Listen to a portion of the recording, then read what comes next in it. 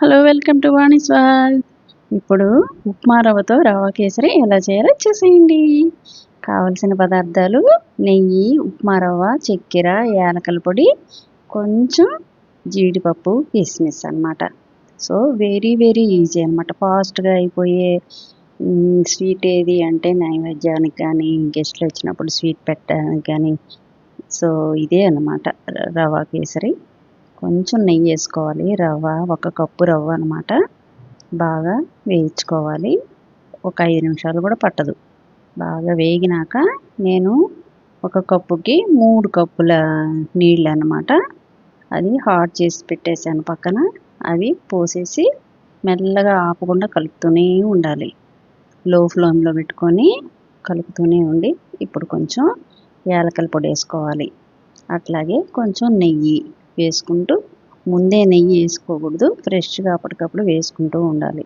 లేదా అది మాడి స్మెల్ టేస్ట్ అంతా మారిపోతుంది. ఎప్పుడైనా సరే నెయ్యి దించే ముందు కలుపుకుంటూ అది కరిగే వరకు తిప్పుతుండాలి. సో ఆ నెయ్యిలో కూడా కొంచెం వేగనిచ్చి, తర్వాత కొంచెం 2 చిటికెలు రంగు వేసాను అన్నమాట. కలర్ కంపల్సరీ కాదు, ఆప్షనల్ అన్నమాట. కావాల్సినంత వేసుకోవచ్చు.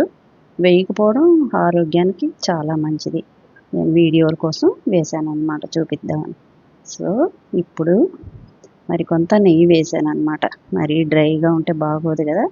నెయ్యి తినకూడని వాళ్ళు వేసుకోకపోతే బెటర్, తక్కువ వేసుకోవచ్చు. ఇప్పుడు నేను 1.25 చక్కెర వేసాను అన్నమాట, కప్పు.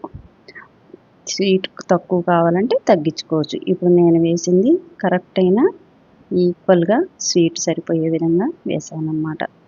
ఈ టేస్ట్ చాలా బాగుంటుంది రవ్వ కేసరి. స్వీట్గా చేసేయాలి ఒక ఏదన్నా రెసిపీ అంటే ఇదే అన్నమాట, ఈ స్వీట్. సో ఇప్పుడు జీడిపప్పు, కిస్మిస్ నెయ్యిలో ఫ్రెష్గా స్పెషల్గా నేను దాన్ని వేయించేసి ఇట్లా వేసేసాను. So ready. కాసేపు పక్కన పెట్టేస్తే ఒక 2 మినిట్స్ ఆగి చూస్తే సెట్ అయిపోయి ఎంత బాగుంటుందో టేస్ట్. చూసారా ఎంత ఎమ్మీ ఎమ్మీగా ఉందో.